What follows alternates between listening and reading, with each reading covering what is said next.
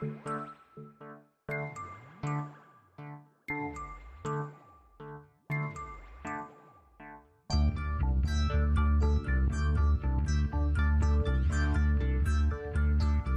is Continuum Drag, a weekly podcast revisiting television sci-fi, fantasy, and everything in between. This week, The Martian Chronicles, Part 3. Secret? There is no secret. Anyone with eyes can see the way to live. How? By watching life, observing nature, and cooperating with it.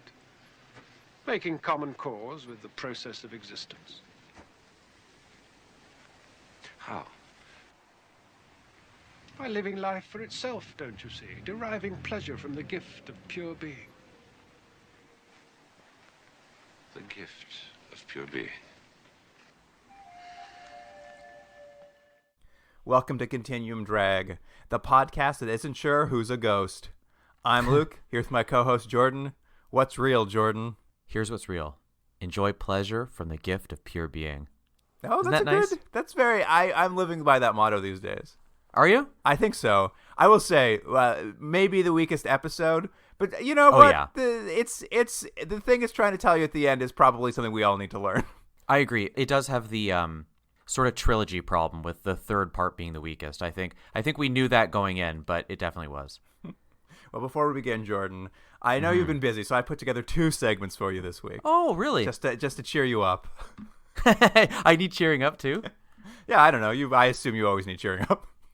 Yeah, sometimes. We all do sometimes because we're not enjoying the pure pleasure from the gift of pure being. It's true. Jordan, have you been enjoying the pure pleasure from the gift of pure being? Absolutely not. You're alive. You're living. You're not enjoying it. I tried. I took a what do you call it? It doesn't matter. It doesn't matter. A bath. I took a bath. That's right. I took a bath. It was lovely. Well, this'll cheer you up. This will give you some pure being pleasure. Yep. I've got a little thing. I was looking into like a little bit about Martian Chronicles before we wrap it all up because I'm like, I got to come up with some more facts or something about this show that I need to talk about for 5 hours a day. 5 hours a day, just today. And here it is. Jordan, there was merchandise produced for this series. Was there really? Not a lot. I'm going to tell you there's not a lot. One thing was, and I'm actually more surprised this hasn't been re-released, but the soundtrack was finally released only on CD in the year 2002. You know what's funny? I don't know if you've paid attention too much to the score and the music of this. It's good. For whatever reason, this third episode, it really comes out, doesn't it? I noticed it in the previous episodes, so these are all like motifs they have that I've heard before in the other episodes. I actually really kind of like the score to this, so I was more surprised than anything that it only was released in like on CD one time in 2002. Can I get it on vinyl? I thought for sure you'd be able to. They never released it at the time. I guess because it was such a flop, but right. Interesting though, the person who was the composer, a man named Stanley Myers. He also did the score to The Deer Hunter. Oh, weird. And that wouldn't have been too much earlier because Deer Hunter was what, about 79 maybe? Yeah, I think it just previous to this. He also did the score to a little movie I enjoy called Rosencrantz and Guildenstern Are Dead. Yeah, I know that. I read the play. You read the play the way it was meant to be seen. I know. Isn't it funny when you read a play and I'm like, this is not how this was intended? But the big news, the truly big news about merchandise around Martian Chronicles is there were 3 action figures created for. Oh, I love it. This is the best thing ever. So, can I guess who the action figures were? You can absolutely guess. Okay, you got what's Rock Hudson's character? His Wilder. Mm-hmm. Okay, it says 1 for 1. No, yeah, I'm not telling you till you're done. Okay, guessing. It's going to be Wilder, and it's going to be Spender, and I think the third character is I'm going to go out on a limb and say cowboy variant of Sam Parkhill. I think there's 2 toys and there's one cowboy variant. I would say that you are currently 0 for 3. They made 3 Martians. What? I'll show them to you. We're not in the same room, so you'll have to watch over my phone. But there's 1 Martian. Yeah, that's not bad looking. Oh, with clothing. Next Martian. Oh, yeah. Okay, the mask from that was a good mask. And finally, 1 more Martian. What is that? It looks like a clown. It is it's 3 Martians. They're all wearing masks. And they are wearing 3 separate masks. One is the mask of conflict. That was the one that you said looked like a clown. Yeah. There's the V mask from the Martian that showed up to talk to old Sam Parker. That's my favorite mask, for the record. Favorite mask.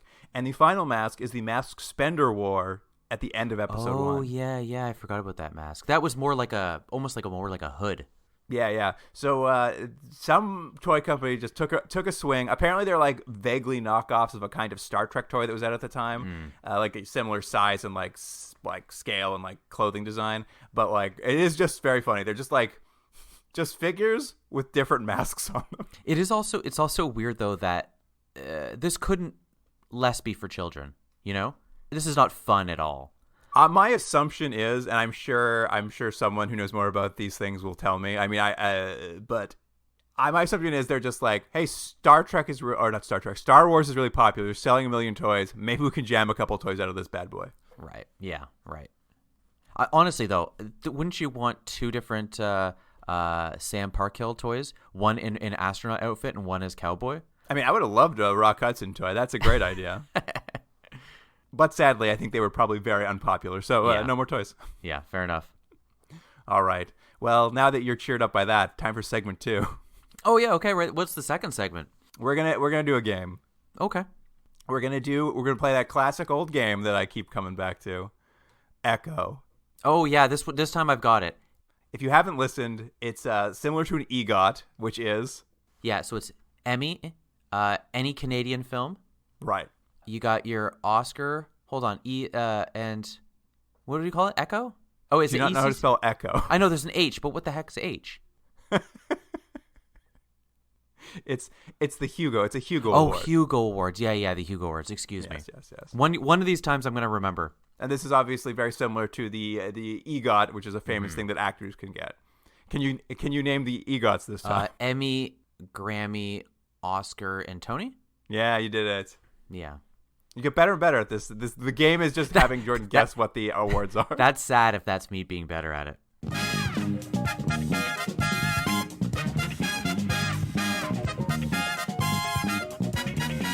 This time, I've only really looked at. There's really only 3 people worth looking at for this category. So we're talking of the creative team: director Michael Anderson, writer Richard Matheson, and star Rock Hudson. So those are the 3 I really looked at for these award categories.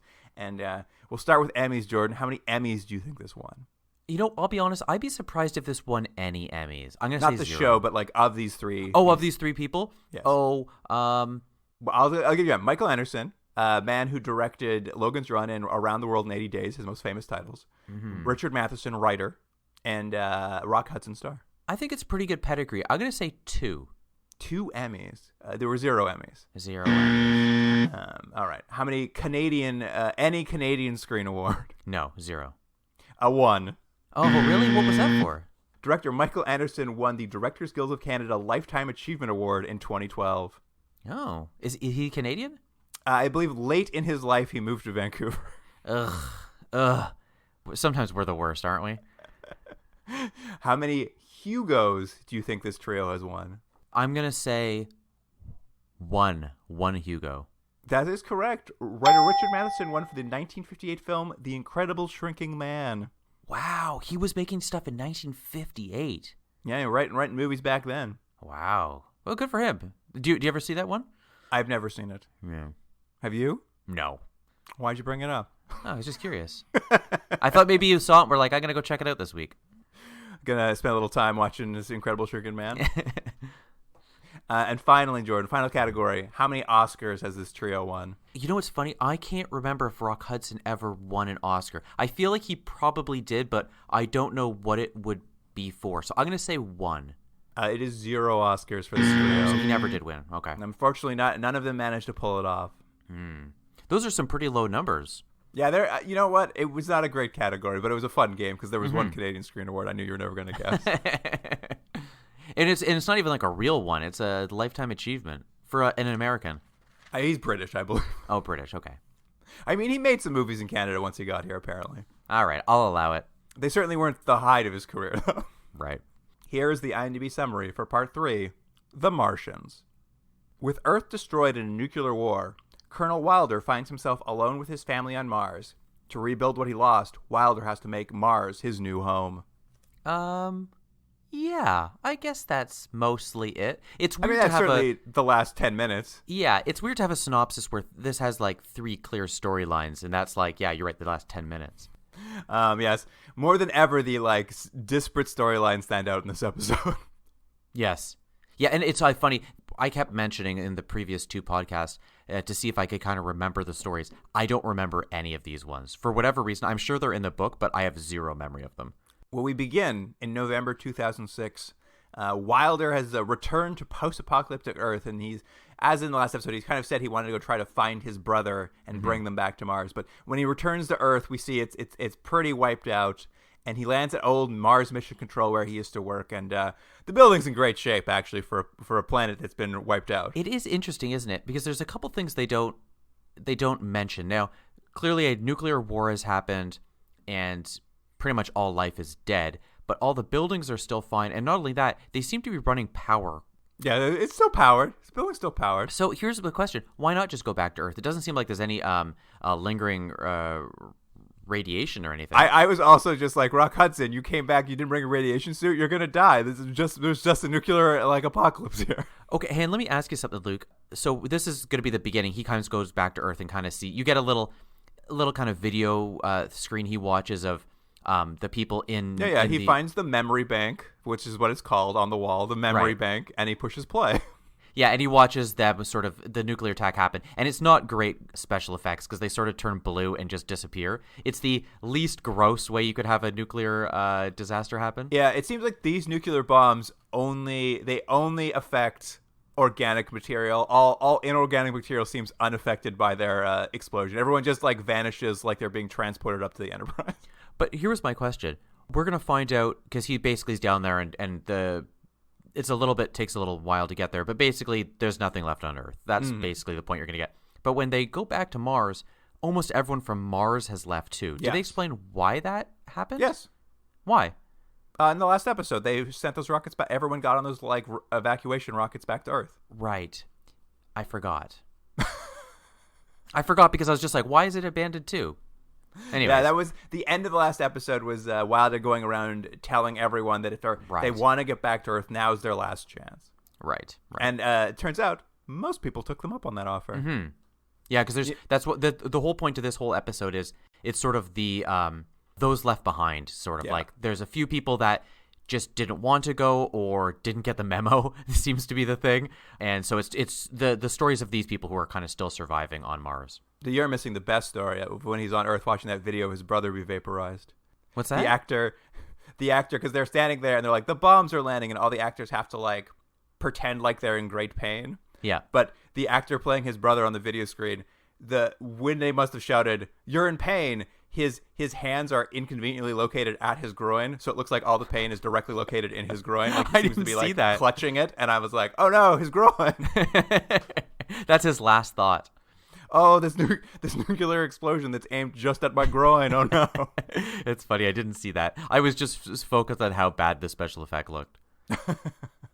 Anyway, yes, you're right. Back on Mars, everyone's gone, so we're going to meet a bunch of new characters. The first one we meet is a gentleman named Ben Driscoll. Did you recognize him? I have no idea who that man is. Luke, he was a star in something we saw before. What was it? Do you remember I think it was last season, we watched a TV movie called Earthbound about aliens that came to Earth and befriended a young boy? Yeah, they had the green monkey. He's Zeph. He was the dad. No, did not recognize him. Another thing that I've never thought about again. They've done a weird choice, which is they made the character blonde, but the actor's clearly not blonde. And I'm not sure why, because it's just an odd choice. He just looks weird as a blonde. But anyways. He was just blonde at the time. That was his blonde period. Maybe he was just blonde. Yeah, it was his blonde period. Yeah, he's there. As we see, he's kind of walking around one of the very empty ghost town Martian cities. I assumed it was First Town because it's the same set we saw last time. It seems like First Town. I think it's not supposed to be, but it looks exactly the same. Later he refers to it as New Texas City. Yeah. Oh, great name, because Texas is not a city. Yeah, and what we see is it's sort of the very futuristic kind of looking town we've seen before, but there's garbage everywhere. Everyone's left it in disarray. Like you could say people just left and no one cares, and he's sort of that very classic sort of post-apocalyptic, the one person walking through the wasteland. Last person alive. And as the last person alive, he's got one big problem. He's horny. No, there's something funny about this whole plot line because it's kind of cute. It's played for laughs, and I think there's a deeper kind of interesting idea here about being the last person on Earth and looking for companionship and looking for a relation and all that. But it goes on a little too long, and I think it's of the points that this show has been trying to make over the 3 episodes. I think this is the clunkiest, and I think it. I mean, he flat out says he's not interested in finding other survivors. He's only interested in finding female survivors to have sex with. Yeah.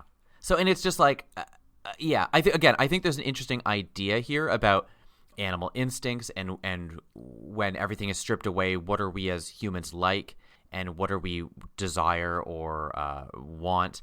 And I just think it's kind of saying all these things. None of this is evident in this. That's what I mean. Like, for a show that seems everything is about concepts and ideas in this, it doesn't come across in this segment. So I'm giving it more than it's due because it's just played for laughs. It's like, wouldn't it be hilarious if he finally finds a woman and she's sort of annoying? Well, I love it because he's just like, I got to find a woman.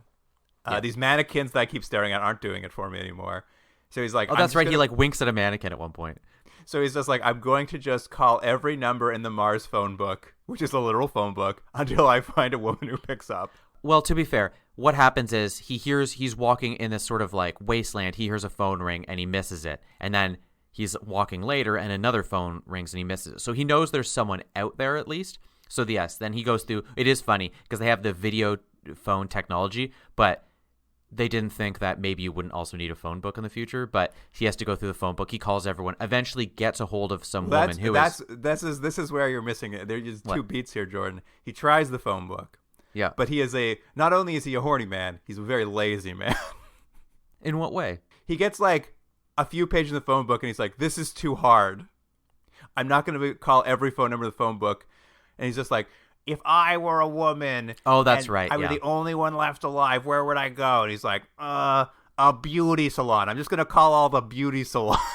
Yeah, and you make fun of him, but it was an effective strategy because he calls a beauty salon and he gets hold of a woman. The 5th beauty salon he calls has a woman at it. Also, how many beauty salons are on Mars? A lot. Apparently more than 5. Yeah.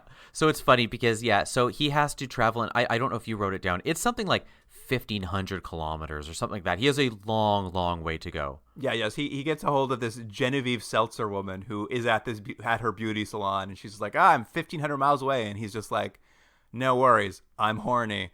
And he jumps in one of those personal helicopters that we've seen before, and he just flies 1,500 miles all night long to get to this lady. Yeah, and this is kind of the beginning of the thing. It's how desperate he is, and he meets the lady, and it's going to be played for laughs because she's very, what would you say? She's uppity. These are both stereotypes of human beings. Neither of them is a real. They're both like despicable, awful human beings. Right. Do you think he's that despicable? I would say he's pretty despicable. What? Why so? He has he is just the stereotype of like guy who just needs to have sex with anything that moves. I get that, but it's not like I think the tone, and maybe it's aged poorly. I think the tone of it though is more about his desperation and the sort of hurdles she makes him jump through for laughs. And it's not like he goes through it all, right? He goes through the charade. I mean, here's the thing. He gets there, he meets her. She's happy to see another human being, but mostly because she has things that are broken she needs fixed.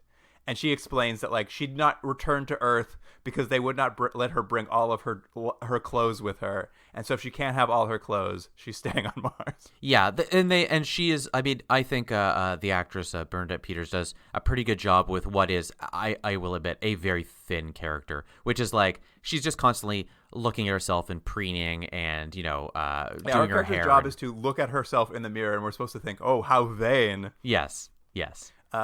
But it doesn't bother old Ben. He's just like, would you like to go on a date tonight? And we cut to the fanciest restaurant in town. He's wearing a red sequined tuxedo to this date. That's right. Oh, and let me mention something real quick. Did you see the name of the club in the town? I don't know if it's where she came out of, but did you see when he arrived to the town, the club was called Fat Cat Girls. I don't, maybe laugh.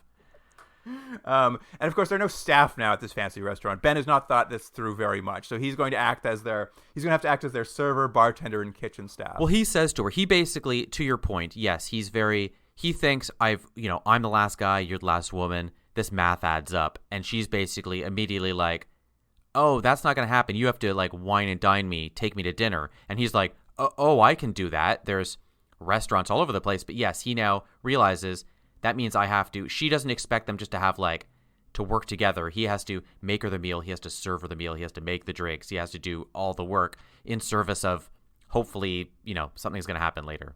And I mean, this is why I think this is why I think you're maybe underestimating his despicability is. Mm-hmm. He's the bartender, so he goes and makes the drinks, and every time he makes her a drink, he pours extra booze into hers and makes sure it's extra booze. That's true. I did forget about that. But at any rate, to be fair, she's not even drinking them, right? She's complaining. He makes her drink, and she keeps complaining. So yeah, she likes it sweet, and then it's too sweet, and then he has to go in the kitchen and make stuff, and the whole thing is just played for laughs. Like, can you believe women? That's the joke of the episode. Of the story. See, that's the thing. I don't think that's the joke. Like, I understand your point. I don't think the joke is, can you believe women? I think the joke is, it thinks that the viewer feels the same way they're presenting things, which is, if you were this man and if you were in this position, you would feel the same way. And don't you feel bad for him that she's making him jump through hoops? Now, maybe that's splitting hairs and it doesn't necessarily make this better in any way, but I don't think the joke is anti-women. I think the joke is, isn't it crazy that there's another human and it's not the person you would hope to be? You'd hope it to be. Right. I mean, you're right. It's not exactly anti-women, but in a show with literally nearly no speaking women parts, it's pretty hard not to be like, oh, you guys don't feel great about women. You know what, Luke, you actually make a very good point, and I think I have to pull mine back a little bit because you're right. Because the only other female character in this, for the most part, is Rock Hudson's wife. And actually this episode, at least she gets a few lines near the end of the episode. But yes, the female characters are few and far between and pretty poorly written for the most part. So I will agree with you on that. I mean, it's all meant to be very silly, but it is just like, it's just like so dumb that it's well, you would agree, right? God. It's like you could cut this whole sequence out. It's the clunkiest by far of everything they've tried to do because everything up to this point has been, there's a deeper meaning behind the story you're telling. And this one is just... Wouldn't it be hilarious? It just played for laughs, and but the laughs are, it's like, here's two very unlikable characters for you to spend some time with, and are you wondering if one of them will hook up with the other despite the other's disinterest in him? Let's find out. Yeah. And it's funny. They finish their meal. She barely eats any of it because that's her character, is to constantly put stuff upon him, and she's like, so good to have you here. I need somebody who can cook for me and fix the appliances that break. And he's just like, well, why don't we go to bed? And she's just like, oh, you're going to try to have sex with me? She's like, no, thank you. And he really pushes it pretty hard. Yeah. And she's just like, no, I'm not. She's like, I'm not. I just met you. I'm not just sleeping with you because you made me dinner. And he is so distraught by this news that he might have to fix an appliance and not get sex. He gets in his personal helicopter, and they say he flies 10,000 miles to get over. It is interesting because you would think he as a character would be like, well, I still got a shot. If that was his goal, let's say his whole character is just to have sex, you would think he'd say, well, so I could delay it a little bit. You know what I mean? That's what's so funny about it is his other character trait of being so lazy is just like, he put all that effort into making dinner, and he's just like, she won't have sex with me. He's like, I'm out of here. I this is too much. I'll be alone. And again, I think this is a weird timestamp of this time period as well. Of this, because again, I'm not saying it's appropriate or anything, but I think the writers and directors and the people making the decisions, I think the point is you're supposed to relate to him. Like, can you believe it? He did everything he was supposed to do, thus he should be given his reward. I think that's how you were supposed to receive it, and I think it's a bummer for a couple of reasons. One, it's a long sequence. It's not particularly funny, and I think it's out of sync with the rest of this show. And it's like, I think you could cut this out easily, and it wouldn't have affected this. You wouldn't have lost anything. It's true. No. I mean, I think it is. I can see the note. It's just like, we need something a little lighter at some point, and this was just like, this one will be light. It'll be fun. Yeah, and we said this in the last episode too. The part of Darren McGavin's character, the cowboy, Sam Parkhill. Yeah, like that whole sequence didn't work as well.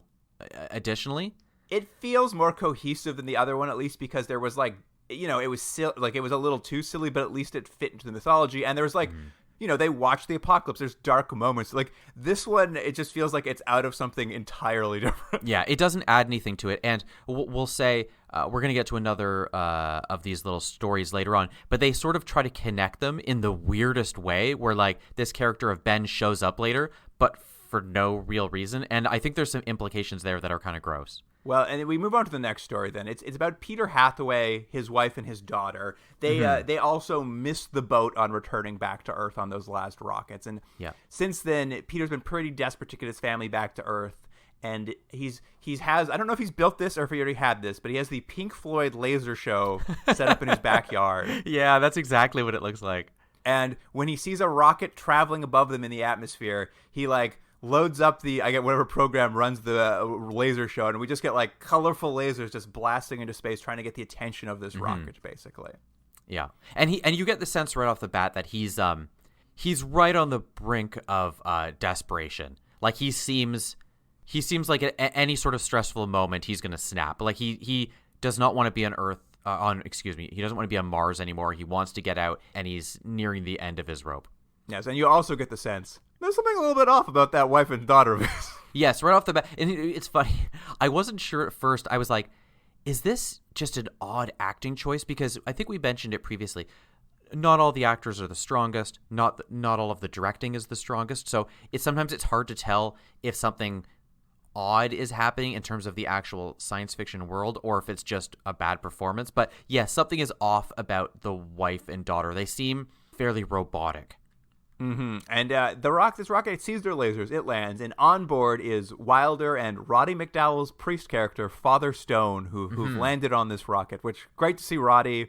Can't believe they brought him back for this. Yeah, he's only in it for a couple scenes.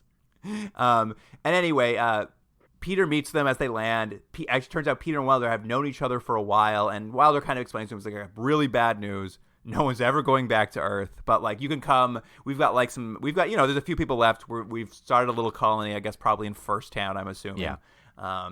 And Peter's like, "All right, I'm let down, but I'm happy to see you. I've been saving up all this food for our rescuers, so we're like actually like cooking you a great meal back at the house. So why don't you come back, see my wife and daughter? We'll have a great meal, and then we'll like head off wherever you want to go." Yeah, and they're like, great. And so Rock Hudson there and Roddy McDowall, they come into the house, and immediately they're like, something's hinky. Yeah. I mean, since Wilder knows him and his like family, he's just like, they're pretty young still. They should have got a bit older than this. And I like that because when I first saw the family, I was just like, he's a lot old. Like, not that his wife's like super young, but I'm like, he seems a lot older than these other two. And then later when Rock Hudson comes in, he's like, this isn't right, you guys. Yeah, Rock Hudson's character, Wilder, sort of knows something's up. He sort of does a little bit of investigating around the property and finds that, in fact, what he suspected, it's not the wife and daughter because he finds their grave markings that have been buried. And I think it's like over 10 years or something like that. Like it's been quite some time. And I think we mentioned the first thing that tips him off is that like the daughter's 14, I think, 14, 15, and she should be about 25. Yeah. Well, these grave markers quite clearly state that they were killed by an unknown virus. That's written right on both of their graves. I know. I thought the same thing. I was like, I thought when it eventually happens and we have we're buried or whatever happens. I don't think I need to have it written what I. No, I like it. I think we should do that. I think we should put cause of death on all graves. Jordan Delic, combine accident. Well-deserved revenge. The other part is they both died because this is when I think it's 2007. They both died in July of 2000. Jordan, think about that for a second, Jordan. July think back 2000. On the plot to this TV show.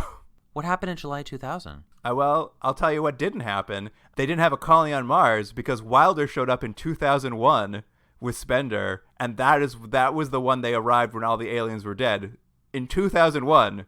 Wait, does that add up then? No, so their deaths predate the colonization of Mars. Oh, weird. The show itself does not remember its own timeline, and it only has 3 episodes. Right. Well, maybe the set deck person made a mistake. Yeah, it was just very funny. I was like, saw that. I'm like, that doesn't make any sense. Right. Well, it's neither here nor there because the point is something is weird. But, this ends very quickly. I thought this was going to have a larger, break off a larger story. But really what happens is he comes back in. It's time for dinner. It's time for dinner. They're having dinner. I can't remember the older gentleman's name. Yeah, Peter. He's like, I'm going to make a toast to my loving family who kept me sane all these years. Yeah, and he makes this. To be fair, I think the actor does a good job, but he basically is like, look, I was so stressed. I wouldn't have made it here. I actually had thought about killing myself. And if it wasn't for my wife and daughter and their support, I never would have made it. And look, we've made it this far and we've survived. And then he immediately has a heart attack. Yeah, he just drops dead of a heart attack mid-speech. Yeah, and it seemed like a minor heart attack because I was like, oh, he's gonna be have to recuperate or something, and it will, they'll talk to the clearly weird mother and daughter, but it's like, no, he's dead. And what you really get is that he looks over to Wilder looks over to the mother and daughter. Or the wife and daughter, and they're just sort of very robotic in the well, things happened. And they have this conversation about, I should have meant, when he's dying, he says to them something to the effect of don't kind of tell them what happened. They don't understand. Something to that effect, right? Yeah, I mean, that's the idea is when they have a conversation afterward, they explain that they don't understand sadness. He never programmed to understand sadness. He just created them to replace his dead family. Mm-hmm. And that's what's really weird about this is when they're first suspicious, like Stone and Wilder are first suspicious, they almost say it, right? But it seems to me they both believe these to be Martians. Yes. Yeah. And I, up until this moment, do. And then we get this explanation where it's like, oh, he programmed us not to be sad. And then we see a lab with a bed in it. Are these robots or are these clones? I know. It's weird because I think I don't know what their decision is because I thought the same thing. I was like, I think these are androids. I think that was the point of showing his lab and showing everything, that he was spending the last 10 years to create robot versions of his family, which is fine, but it's such an odd choice in a 9-hour movie where we've shown that aliens can impersonate humans to a perfect degree. It just seemed like that was what you should have done. Yeah, it's just it was such an odd thing, and I don't think it's clear what it is, because the aliens seem to be better at impersonating humans or replicating human emotions, whereas these seem much more robotic, which made me think these are robots. Yeah, I think they are either a robot or a clone. They never clarify, and I understand probably why they didn't make them Martians in the grand, because they part of this is going to be Wilder's quest to meet a Martian has been his whole quest, so they can't have him meet a Martian suddenly in this throwaway scene. But it was weird, and it was weird. And I like the idea. And again, for whatever reason, this episode, it's almost like these are the castaway ideas because they're never delved into as well as the previous episodes. Even this, I think there's something really interesting and kind of sad and poignant about someone who is on the brink of depression and loneliness, who goes to such great means that his sadness results in him creating his family again, and to the point where he's convinced himself that they're real. There's a really interesting idea there, but they kind of just skirt over it at the end and be like, isn't it weird he's got a robot wife and kid? Anyways. Well, speaking of that, that's kind of all the ideas here are barely justified, and so kind of feel like they come out randomly, because after this happens, Wilder and Stone bury Peter, and Wilder's like, well, I guess we take his robot wife and kids back with us because we can't leave them here in the middle of the desert. And Father Stone says, nah, we got to leave them here. He's like, their well-being isn't our concern. They were made to live here by their creator, so we should just leave them here. And I'm just like, the fuck are you talking about? That was weird, right? I thought the same thing, and I remember I stopped at actually that point. I was thinking, and I still don't know where I land on this, but does that make sense with his character as we've seen before? Because I know that he was a little bit harsher than the other priest, and he was a little bit more mission centric and a lot more job centric in what he thought he was supposed to be doing. But does that work with this, or am I don't know. I think what it is not a character based. What they're trying to do is propose what is maybe an interesting thought experiment, but doing it in the last 30 seconds of an episode. The idea of just like, he's sort of saying like, their God was the one who created them, and he is now dead. What right do we have to adjust their creator's plan for them? Like, that's the concept behind the line. But it makes no sense in the context of everything we've seen. Like, it's just like, I'm like, well, we're not like, you guys, what are you just like, you're just leaving 2 people to die in the desert. We're not talking about the grander philosophical, spiritual nature of creation and what a creator's intent for his creations are. This is about these weird robots who live in the desert. Yeah. And it is weird because they're basically, because Wilder's just like, yeah, it makes sense to me. And they leave. And we kind of get a shot. I don't know if it's now or later, but we sort of see them just continuing their existence in this weird, like, the wife is knitting and the daughter is making dinner, but they're not making it for anyone because they don't have. Yeah. Well, they're just their like, life doesn't what have do we any meaning do? now. They're like, I don't know. We just keep doing what we always do, I guess. What else are we supposed to do, right? Like, they feel like they don't, it doesn't bother them, but they also are just like, it's weird, eh? We're just going to keep doing this and nobody else is here? I guess so.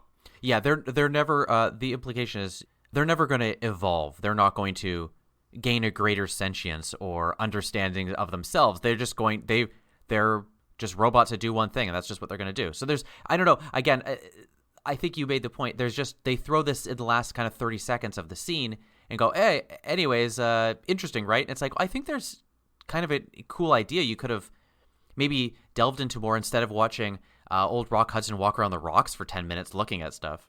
Yeah, and I mean, it ends with one final twist when there's a knock at the Yes. android wife and daughter's door, and who should step in but horny old Ben Driscoll. So here was the comment I made earlier. There's maybe some gross implications. So he comes in, and to be fair, he's being very nice. He's like, hey, I don't want to impose. I've been traveling a long time, and I saw light or whatever it is, and I like to come in. They're like, he's yeah, looking of for a course. place to stay, he says, with a family feeling. Yeah, but he's going to be having sex with the mother, right? Well, here's the thing: is he steps in and he sort of says this thing, and truly, the score becomes porno Yes. music. I know. And like, we're just left to be like, I was just like, okay, I guess he's fucking all these robots. Well, good thing Ben Driscoll got this ending. Yeah, it was weird, and I think the music, maybe that wasn't the intention they're making, but because it's become such a Even in 1980, you knew, like, I mean, do you think so? I'm not saying the composer did it on purpose, but I'm saying like it would be hard, I think, to like that. Like, it doesn't sound like any of the other music in the episode, and it has a real horny vibe to it. Yeah, and I agree. I think that was this, for whatever reason, maybe we feel different. This bothered me more than the actual sequence with Ben and the other woman, because that seemed like kind of like a silly French comedy, where this was just like, oh, so I guess he's just gonna be with these robots. It does feel really awful, because it's just like all we know about him is like that one thing he wants. Yeah. And he just walked into a room with 2 robots with like not enough ability to understand what's happening. And you're like, ugh, Ben Driscoll's gonna do something gross here. I know we have the third part of this, which I will argue is the best of this episode. Yeah, I mean, it is. But isn't it crazy that after so much time spending on this little mini-series, this is how they're ending it? Like, these are clearly the weakest ideas, and it feels almost like they're written by a different person. It feels like these were scraps they just threw together to like somehow make it. It is crazy. It is crazy to think like of the 2 episodes that preceded it, and this is the climax. It's bizarre, and it's just like, because again, we're now going to get into the third sequence, which has the loftier ideas about humanity and colonialization and our responsibilities of a species with our planet. These are all the ideas that work well in this show, and I think have been executed well. But up to this point, it's just like, it's bad. And so what you end up focusing on is, I know Phil last episode kind of kept mentioning the bad special effects and stuff. For me, it never really bothered me till this episode, because there's nothing else in this episode. So you watch the bad special effects because there's no good ideas. It's hard not to focus on some of that stuff. Yes, we jump forward now to March 2007. Wilder goes to visit his old friend Sam Parkhill at his insane diner. Yeah. He's still there. My favorite part is he walks in, and Parkhill's happy to see him. And I guess they only had enough money to hire that wife for one day. So Parkhill quickly explains, like, "Oh yeah, my wife. After she saw the nuclear destruction of Earth, she just went to bed and has never gotten out again. And it's been it's been months. She hasn't got out of bed in months." Jordan, I actually think Sam Parkhill accidentally shot her and buried her in the backyard. It's more likely. It's more likely. I think that is. I think much like that alien. I think later Sam Parkhill shot and buried his wife. Yeah, she went to go grab a fork, and he thought she was getting a gun, so he shot her. At any rate, Park Samhill finally tells Wilder the story about the time the aliens came in their sand ships and gave him a deed to half of Mars. And then he also admits that he killed the alien, and Wilder's like, "You killed him?" And he's just like, "Yeah, one. I killed one." He says one. He definitely killed more than one. He killed more than one on those little boats, sand boats. I mean, and this is just a kickoff, basically the last of Wilder's stories. He is excited to hear that aliens potentially are on Earth. He's excited to hear that they kind of, because Sam Parker does tell him, he's like, and they seem to know about the impending destruction of Earth. So this tells Wilder, he's like, oh, so they knew this was coming, and by offering us this deed, he feels like what this offer is. This is Wilder's interpretation, I guess, is that they're offering us the opportunity to rebuild here on Mars with them in some fashion, and that his hope of one day meeting a Martian and talking to them could come true. Yes. He feels a very different way, whereas, and again, they don't really lean into this too much, but Sam's character got the deed, and what he saw was dollars. Yes. And I can't remember, Wilder's character, he sees it and just sees the opportunity to possibly rebuild what was lost. Yeah, and make amends, those kind of things. These loftier ideas. And an excited Wilder then returns to those ruins where he killed Spender all those years ago on Mars. Oh, and I should say, this episode has so many flashbacks. And I know why they did it, but I don't think it was necessary at all. Like, it seemed like filler, and I was like, guys, it's already an hour and a half. Like, this of all the episodes, this one felt, for a show that was already could at worst be plotting, it really dragged in some parts where it's just like, here, oh yeah, he's remembering this thing. It's like, yeah, we know he was there. They were really worried about the audience who's only tuning into episode 3. Yeah, exactly. But he sort of goes through and he's like, he's, I think, being a little bit wistful or sad about what had happened. And then while he's there, an alien like we've seen before with the like no ears, round head, sort of materializes in a very he like uncloaks fashion. Like a bird of prey or something. Yeah, yeah, that's right. But yeah, this Martian shows up and it's kind of it's like it's maybe the best sequence of the episode. But he shows up, he's speaking a different language. He's speaking some Martian language. And Wilder's like, I don't know what you're saying. And it's kind of great. The Martian just holds his hand up in front of Wilder's face. And he's like, all right, I got it. English, we're good. Yeah, and I like that. It was just like, done. Now they can do it. And so they sort of have, again, what is stronger than what we've seen before, which is it gets into a slightly like a philosophical kind of discussion. But really what it is you get the sense right off the bat that this alien is no longer alive. Well, because it's my favorite part of the sequence, because what happens is Wilder, after he starts speaking English, Wilder like waves his arm at the alien and it passes right through the Martian. Like it's like he's a ghost. And Wilder says, you're a ghost. And then the Martian waves his arm directly through Wilder and the Martian says, Gods, you're a ghost.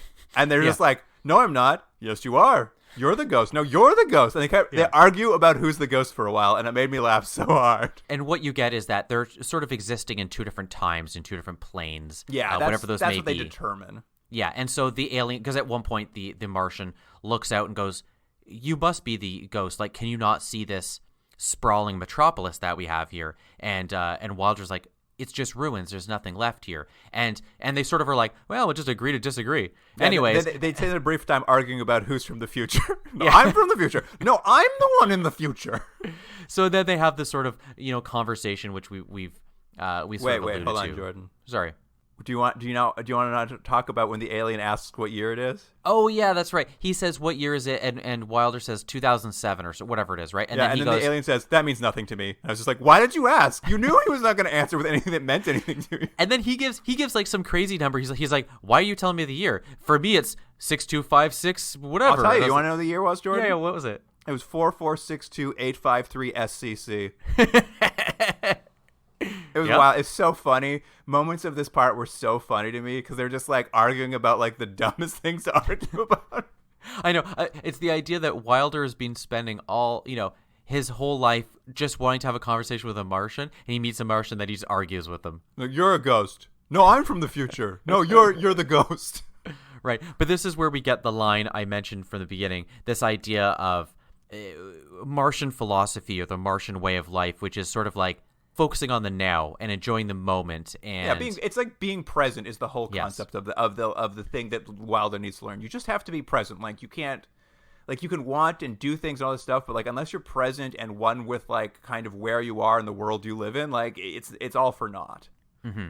Now, I don't know why it took this conversation for Wilder to sort of like get it, because you think he could have come to these conclusions on his own from his time in someone Mars? had to tell him, man. It's all about the chill vibes. I guess. But yes, this is what it is. They have this conversation. It reminds him of the Martian way of life and just being chill. And he basically just being chill. And Wilder finally like accepts. It's so funny. They spent so much time arguing, and the argument is like how much Wilder wants to meet an alien or a Martian. I'm just like, dude, you're just doing it right now. Like, I'm sorry, it's not in the same like scope of reality, but you're literally doing it. And the Martian kind of gives him this advice, and they part ways to go about their own business. And Wilder returns back home to visit his family. Which is a great cutaway. They cut back to his house, and his kids are just like laying on the couch, like staring at things, at screens, and they're like, "We're bored, Mom." Yeah, and I'm gonna say, coming up is my favorite part of this episode because it's so funny. But yes, he has the conversation with the Martian. Martian eventually fades away, and he goes back home like real jazzed up. He's basically like someone you met in like college when they read Kierkegaard for the first time or something. He's just like, I got it, I figured it all out. And his wife is very patient with him. She's just like, pack a bag, tell the kids to pack a bag. We're moving out of this house right now, and we're going to go live in the wilderness. This is my favorite part. He just, it's not like, hey guys, you know what would be great is I'm going to explain things to you, and I see things different, and I want you to appreciate this planet in a different way, and that's how I'm going to raise you, and to be able to properly implement that, we need to move and be one with the planet, blah, blah. He's just like, we're moving, pack the bags. And his wife's like, okay. And he's just great. Like, and the kids are like, should we, like, we're ever going to come back? He's like, nope, you're never coming back. It's just, they all get on a boat and start going down a canal. And like, one of the kids is like, where are we going, Dad? He's like, 4 million years in the past. And they're like, and they all just look at him like he's lost his mind. This is great. This whole sequence. So it takes, we're going to go through it fast, but takes forever. You like essentially in real time you watch this boat ride, and every time the kids ask him a question, he gives back this weird cryptic esoteric response.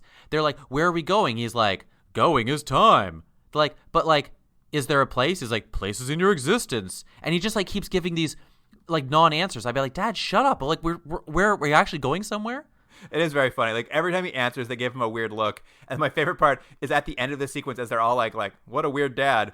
He reaches forward and pats his son's head, and the actor's response is like he's never been touched by this man before. He's like, oh, no. The kids are not great. But what it is like Wilder's finally is like, hey, kids, you just tell us where you want to stop, and we're going to stop and camp there. They pick this Martian ruins on the side of the river. They get off. They set up tents. Wilder starts like burning old paperwork and stuff and like burning old books, and they're like... And I'll just say, to know how long this sequence drags on for, he asks the kids, should they land at least 4 different times. He's like, should we land here? And the kid's like, I don't know. And he's like, what over here? Yeah, I don't know. What do you think, daughter? Maybe over here. What about you, son? We need to agree. I'm like, why is this in this movie? Why are we watching them decide where to land for 10 minutes? It's a long sequence for sure. But the idea is he's burning all this stuff, and the kids are like, why are you doing that? He's like, listen, we're giving up on Earth, the Earth way of life. Mm-hmm. Like we're on Mars. We're going to like learn a new way of life. Like we're going to move here, and we're going to like learn the Martian ways and learn the Martian language. It's very funny. His wife is very like even-handed, but at this point she's like, hey, honey, FYI, we're not moving here. We're going back to the house after this. We can definitely do all the things you're talking about, but we're 100% not moving here today. Yeah, because the kids are like, when are we moving? He's like, right now, we just did. That's it, we've moved. It's like, no, you haven't moved. Like, calm down. Yeah. But yes, she's very like calm and measured for someone who's, to be fair, a lovely philosophy, but also acting like a crazy person. Yeah. It was very. I like this character finally got this moment where she's just like, "Listen, honey, shut up. You've lost your mind. We're going back to the house after this." And he's just like, "All right, you're probably right." Yeah, I like to think we never see it. I like to think though that he just goes back home and he forgets everything he wanted. He's just like, "Yeah, this is much better. We have pillows here."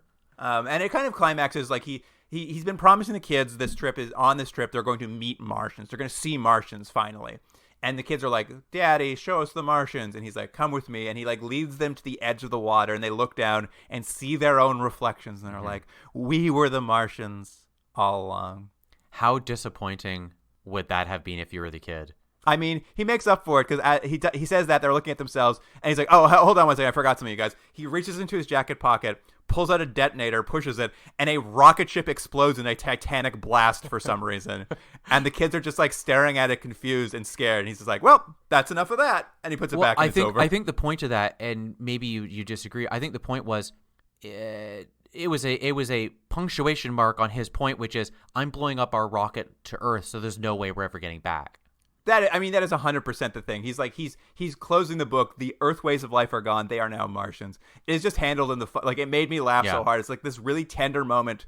That's like very cheesy, very cliche. But it's like they look at themselves like, we're the Martians. We're now the Martians, and you're supposed to be like, I see that Earth is dead. It's now time for us to become something new. And then he just like he reaches in his pocket, and there's just like this massive like giant explosion. Like they spent so much money, and like like it looks great. The miniature explodes. There's so much flames. There's so much everything, but it's so out of tone for the moment we just saw. Yeah. Anyway, and then that's the end of the episode. They're just like, and that's the Martian Chronicles, everybody. It was weird, wasn't it? Because everything's so contemplative and quiet, and then they go explosion, and we're done. You're like, it was like Michael Bay came on for the last 30 seconds. And that's it. And I'll say a kind of disappointing episode, and a show that I was really forgiving a lot of the problems, how slow it was, and how kind of some of the acting wasn't good, and the special effects, because I thought the ideas were so strong and they were articulated in such a nuanced way. But man, this episode really whiffed. I mean, it really ran out of steam at the end, and like I don't have a problem. Like I think Wilder's climax, this concept of being present and just being in the moment, and like not like these things being the thing that we need to learn as a species or whatever. Honestly, I think those are fine. Like I think that's a fine concept. It just presented in the most like wishy-washy new age way of the 80s would present that kind of thing. So it has no impact in a lot of ways. So it's just like I'm like it's a good moral, I guess, but like to the whole show, I guess, but like to have it like packed at the end of this like episode that like they have nothing, like it's just like we've run out of gas and we have another hour and a half, and that was it. So it's kind of a sad like little wilting ending to a which I think is a pretty decent trilogy or miniseries, whatever you want to call it. Miniseries, I guess, makes more sense. Yeah, it is baffling. It just doesn't feel like it's a part of a whole. Like it feels like this feels more like they're like months later they're like, oh, we need one more, and they're like, oh shit, we kind of ended it. It's funny. I think we had talked about it previously. We were talking about the length and the sort of little bit of fat that this has on it. This episode could almost be cut down to like 20 minutes. There's like a 20 minutes worth of good content. And if you had snipped all the other ones, again, this could have been a 2-night event. Like, you know what I mean? Like probably 120 minutes. You have like a really good 120 minutes. And what they have is almost 200. Yeah, it's certainly too long. I mean, this episode, I'm very forgiving of the last episodes for sure, but this episode is just like, you're like, you guys, I just added it to 2 nights. You could have done it easily. So no, we're almost at the rating part. Should we rate this as an episode and then overall, or do we just see what our score is? No. Well, I think we do it as an episode, okay, and then I'll find out the average for you on the Continuum Dry computer. Okay. And then you can dispute how you feel about that. Okay, well, I'm curious actually, dear, what would you give this episode? I mean, it's a bad episode. Like it truly is just like bafflingly bad after the last two, which aren't like great to begin with, but like considerably better by comparison. It's like a Twilight Zone of wandering into this different show. But you know what? Like I also like I'm still like it's still got those elements of that world that I had enjoyed living in. Like some of those pieces are still like on the fringes. It's just like. It's just baffling choices for like the last 3 stories, basically. I think I'm just gonna go with a 4. I'm very close to where you are. I'm gonna give it a 5. I was almost gonna give it a 6, but it was just like there's just not enough in this. I thought about giving it a higher score too, but I just realized it has more to do with how much I enjoyed the other 2, and just like this episode, like I still had an okay time because I was in the lingering afterglow of the other ones. But I will say the things I liked about this episode are just like the things that are dumb and weren't meant to be funny. And like, I'm a ghost, you're a ghost. I've got a laser show I shoot at rockets. Like, and those are just there because they're so bad they're kind of funny. Yeah. And we should mention the green screen work for the 2 aliens Wilder and the alien touching each other was the worst special effects we've had so far in the 3 episodes. I mean, yeah, typically weak of the time. It didn't upset me as much as I know our last guest really disliked it. I was just like indifferent to it for the most part. I'm like, all right, that sucks, but whatever. The actual content was worse. Yeah, that's the worst part. I was grateful for it after having to watch the previous 2 stories. Yeah. All right, I'm gonna chuck this into the computer. I think we're gonna be like a probably around a 6.5.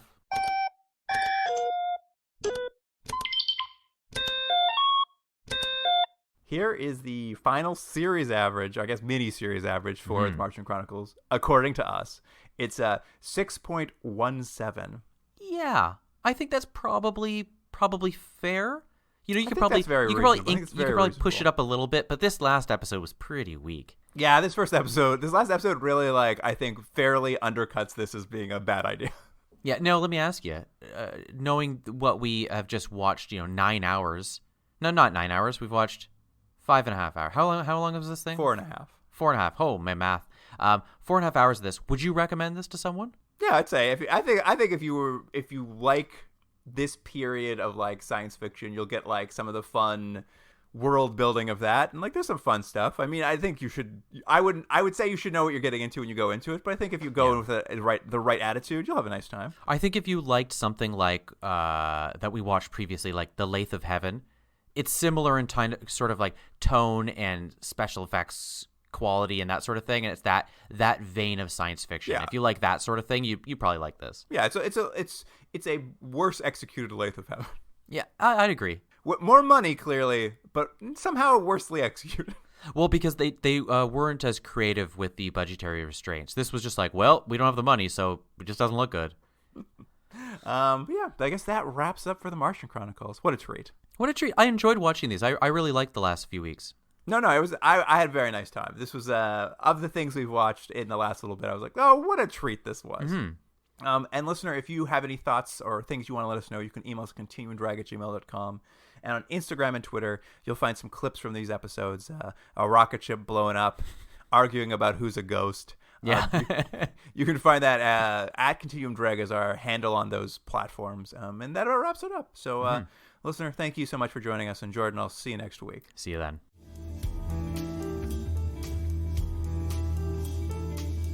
Continuum Drag is recorded in Toronto, Ontario. Theme music by James Rex Seidler. Produced by Jordan Dullock and Luke Black. Special thanks to Aaron Yunes.